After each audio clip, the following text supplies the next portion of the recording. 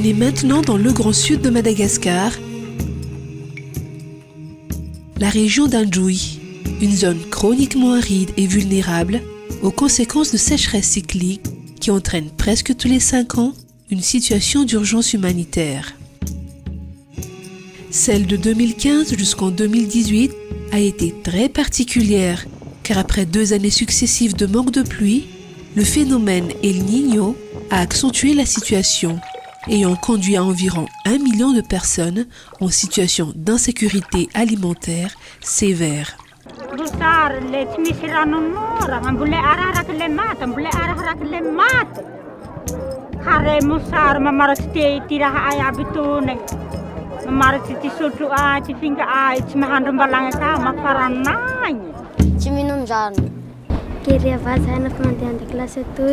L'assistante ou sous-secrétaire générale des Nations Unies en charge des affaires humanitaires, Madame Kang Kyung-hwa, était venue à Madagascar en juillet 2016 pour constater cette situation et pour appuyer le pays à mobiliser des ressources. I've been to another country before coming here, but I have to say the situation here in the southern part of Madagascar is worse.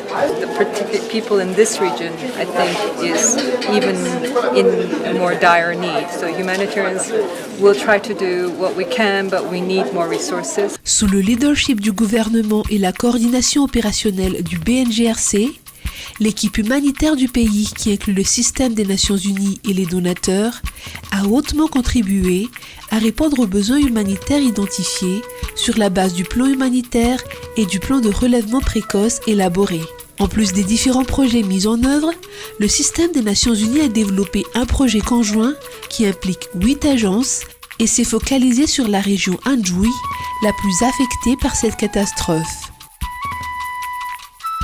Ce projet conjoint a été bien accueilli par le gouvernement du Japon, qui l'a financé à hauteur de 2,095 millions de dollars américains. En effet, le projet conjoint a effectivement démarré en juin 2017 pour une durée de 18 mois. Différents secteurs ont été abordés par les diverses activités, telles que le secteur de l'agriculture, le secteur de l'eau, hygiène et assainissement, le secteur de la santé et celui du système d'alerte précoce. À travers l'OIM, le projet conjoint a supporté l'extension du bureau local de coordination. Ce bureau est censé héberger l'équipe locale du futur système d'alerte précoce, ou SAP. Le SAP est institutionnellement ancré au sein du bureau national et sa relance a été financée par le projet conjoint à travers les appuis techniques du PAM, du PNUD et d'OCHA. Système d'alerte précoce ny antom-pisiany izy io koa dia ndraindray zany a tonga ny voina ohatran'ny haintany tsy fisiany rano tsy fisiany sakafo ao anatin'ity sapy ty dia efa mitsindro sahady ny mety fipetraka an'izany kere zany amin'ny taona manaraka satria ny kere manko dia misy karazana famantarana indicateur dia efa manao dingana ny aty amin'ny préfecture irahana amin'ireo OCHA reo irahana amin'ireo tetikasa iombonana hoe inona no zavatra entsika manoloana nyity tranga-zavatra zay mety ahihina fa kisy amin'ny manaraka. On est maintenant dans la commune de Soamanch, district de Belou. Dans cette partie aride de Madagascar, l'eau reste toujours un problème majeur et est devenue une denrée encore plus rare. Le nomegny marary amizay ty tro ay le misakafo azy fa satria rano maloto rano tany fa tsy rano madio na le rano fisotro tsy misy teo zay zany zay tena nivily rano teo amin'ny 20 000 ny bidon ny 20 litres de le olo amizay tratsy ny arrêt dermatose ny tena maro be atoy satria na le olo tsy miandro tsy misasa tsy manao akory fa na lamba hosasaza tsy misasa sahatsy afaka mianatsy fa marary tro ay marary silo. Le projet conjoint a également appuyé à travers l'UNICEF l'adduction d'eau potable, une des problématiques majeures du Grand Sud. 5 systèmes d'eau à l'échelle moyenne ont été réhabilités ou construits. Pour le Fuktan de Soamanch, cette adduction a été faite par pompage solaire via la réhabilitation du pipeline reliant Imputek vers Tsiumbe. matérialisée par la construction des réservoirs d'eau de 400 mètres cubes et de 10 mètres cubes, de 9 bornes fontaines à 4 robinets et d'un dispositif de lavage ravitaillant les ménages, le centre de santé en passant par les écoles.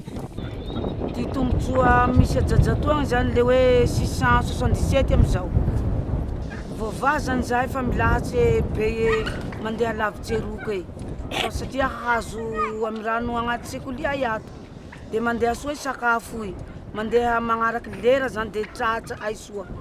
Zahay nafa niavy rano nina hanigny zahay nafa baka nangery zahay nanasa taniky. Fa nohony hoe zahay fa manana borne fontaine zao zahay amin'ny CSB toa eo akaikinay eo dia le fahadiovana voalohany indrindra. Dia eo konkoa le prise en charge anay amin'le marary, le hospitalisation mafaka madio tsara amin'izay zahay anatiny ao. Dia na ny fitaovana ampiasainay ao madio, na ny fitaovana rehetrarehetra ilainay zany mety madio daholo satria le rano fa misy. Hazo tombosoa eo zany fokotany 5 itrao fanay. 3 tapo-tanàna ato la 12 zany magnodidina anay. Sy nanahaky teo taloha zany ary hambany be zany ny vidiny.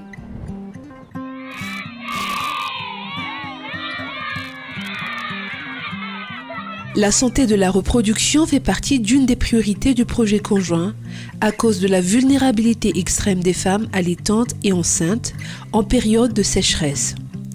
C'est ainsi que le centre hospitalier de référence régionale d'Ambouvombé a été choisi par l'UNFPA pour pouvoir délivrer ce service via la réhabilitation et l'extension de la maternité, la rénovation et la dotation de matériel du bloc opératoire, le renforcement de capacité des médecins et sages-femmes. Tato bloc zany dia tena matériel complet namendry zareo. Dia ato zao misy amin'reto table opératoire reto misy bistouri reto électrique. Dia ato misy monitoring reto amin'ny resaka tension sy ny fréquence respiratoire mazava azy.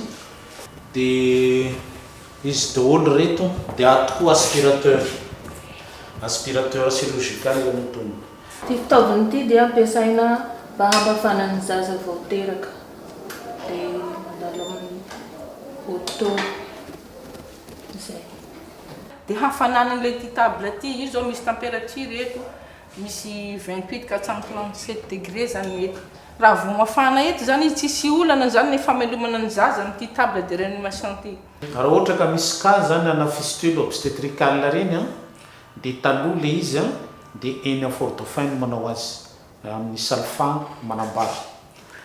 Dia d'après an'io formation zay nahazoany le dokotera aty an-toerana dia lasa afaka atao eto an-toerana eto zany ny fistule obstétricale. Actuellement, le CHRR d'Ambouvombé-Andjoui se lance dans la campagne de sensibilisation sur la réparation gratuite de fistules obstétricales afin d'améliorer les conditions de vie des femmes. Cette femme fait partie des victimes de cette maladie et nous a confié son vécu. Amaay misy fianakavia ay ny maty. Le natao amizay ty fihavoriagna amizay le mitsinjaka amizay zahay aby tao le. Avy amizay amany le nandeha ho aza bebe masondaty maro aho. Le avy amizay fahambaraka ay. Niala tanteraka amizay ifanambadiagna le niala amizay nirihy amizay kay longo satria Ce fut le quotidien de ces femmes atteintes de fistules, mais fort heureusement ce n'est plus qu'un mauvais souvenir grâce à la contribution de l'UNFPA dans la prise en charge de leurs soins à travers ce projet conjoint. Tena salama tsara varany fikarakarana mitsefaty raha nahazo ay nahazo firasagna maimaim-poagna lembe nahazo vola mbo nahazo lamba mbo nahazo sagy le tena mahafapo anay zagnahary ay faharoa na dokotera. Dia noho ny fahavitana tragno anankiroa dia nitombo zany ny capacité d'accueil ny ao amin'ny maternité. Dia taloha zarany mahavita 4, 5 ao anatiny volany ray. Ankehitriny anefa efa mananika any amin'ny hatramin'ny amin'ny 20 ka hatramin'ny 30 ny olo voabidy izay misy olana eo amin'ny fiterahana. L'OMS, l'UNFPA et l'UNICEF ont développé des paquets d'activités dans 27 centres de santé niveau 1 et 47 autres niveau 2 afin de fournir les services de santé de base aux personnes affectées par la sécheresse. Le CSB d'Ambunju fait partie des sites financés par le projet conjoint. L'OMS fournit un appui technique et financier dans le Grand Sud de Madagascar, y compris les 4 districts de la région Anjoui, pour des activités de réponse à la sécheresse et aux urgences sanitaires. Elle intervient notamment dans la coordination des partenaires en santé, dans la surveillance épidémiologique intégrée des maladies à base électronique et le renforcement des capacités des agents de santé, suivi de la dotation en intrants et médicaments.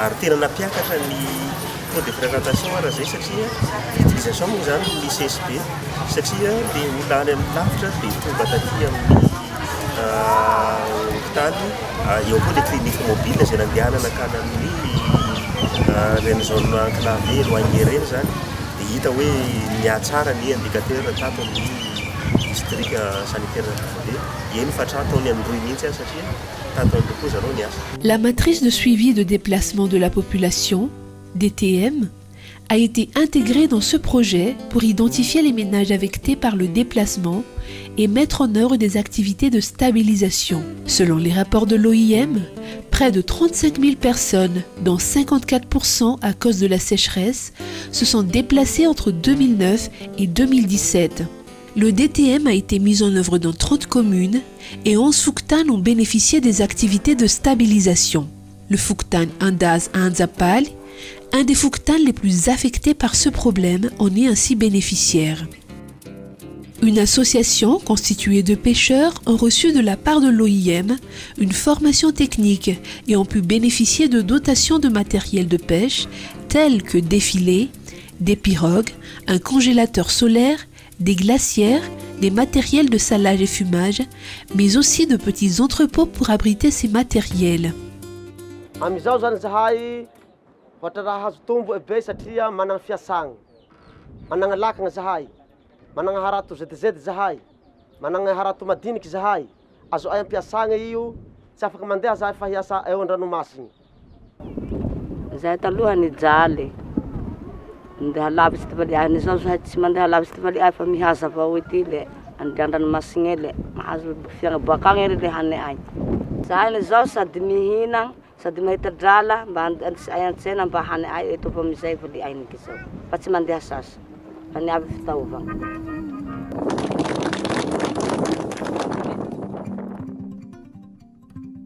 Le renforcement des activités de la population fait également partie du plan d'intervention précoce du projet conjoint dans le sud de Madagascar. La relance agricole constitue un des piliers pour résoudre la situation de l'insécurité alimentaire sévère causée par la sécheresse pour soutenir leur résilience.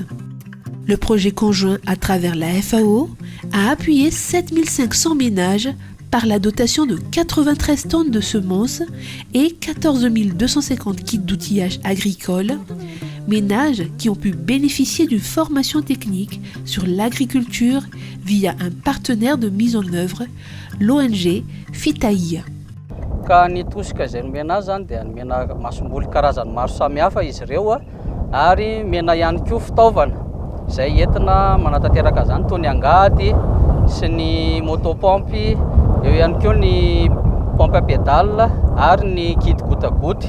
Eo anatrehan'izany ihany koa dia misy ireo tohana ara-piofanana izay manaraka ny teknika mpambolena manara-penitra izay omeny teknisianina amin'ireo tantsaha ireo satria manana ny traikefa mahazatra azy izy ireo nefa tsara ihany ny mba manaraka ny norma izay apetraky ny ministeran'ny fambolena.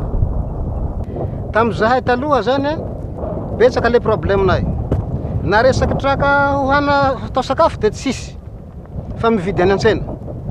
Amin'izao zahay afaka misakafo satria mamboly. Faharoan'izany dia afaka mamatsy na mbovombe manontolo satria betsaka ny vokatra rehefa tonga le fotoa famokarana dia mamarotra zahay ihany zany lefa ie mizay re vokatsy nafa izahay ro mahazo le avily ay sakafo ty lae ata ay amy kesy le ty kesy ay zany tsy mahay kesy mitoboka izao ty le lambola ay fa manjary holany ay le avily ay fiompiagny avily ay vorogno avily ay akoho. Enfin, en vue de supporter toutes les activités à caractère purement humanitaire menées par les autres agences, le projet conjoint à travers le PNUD a aussi préconisé des activités de relèvement précoce en ligne avec le plan de relèvement précoce et de résilience. 90 km de pistes ont profité de travaux de terrassement dans la région d'Anjoui, dont 12 km reliant Ambudj à Bunaïf, et 850 personnes vulnérables ont été affectées à cette tâche. Taloha ty lalana ty zany ny Ambondro zahay no maka rano amin'ny sarety ka taloha matsy izy io agny amin'ny adiny 4 zany adiny 5 no ny fahasarotan'ny lalana no tonga any Ambondro maka rano handeha aty Ambonaivo ka raha fanataony PNUD ny fanamboarana ny lalana miaraka amin'ny vahoaka sy ny ireo sefokotany dia nihena zany ny fotoana fandehananay maka rano any Ambondro hena eo amin'ny adiny 2 zao. Tamin'izay voaloha zay tamy ambony efadera ny 2 arivo ty bidon 20 litre raiky ty fivilana ay azy zay minday boakagny le amizao ny 1 arivo satria no fahavita lalagny. Cette initiative, beaucoup appréciée par la population, mène aussi dans une approche cash-épargne, permettant aussi d'impulser l'autonomie des ménages vulnérables et de relancer l'économie locale. Agnaty ty 10 andro zahay niasa isaky 10 andro zahay mitakatsy 3 aly le afaka avidy ay rano i avidy aty hasahira ay maro zany igny le misy koa tahirim-bola fiharea zay le niazo aiky ay io le i vita igny nividiana ay io se vidiana ay namarobarota ay zany igny le mba niova zany ty fiaigna ay. Selon le maire d'Ambunaivo, beaucoup, autres que ces 32 Fouktan d'Ambunaivo, seraient les bénéficiaires de cette réhabilitation, contribuant ainsi à de meilleurs échanges commerciaux au sein des communes sœurs et des districts aux alentours.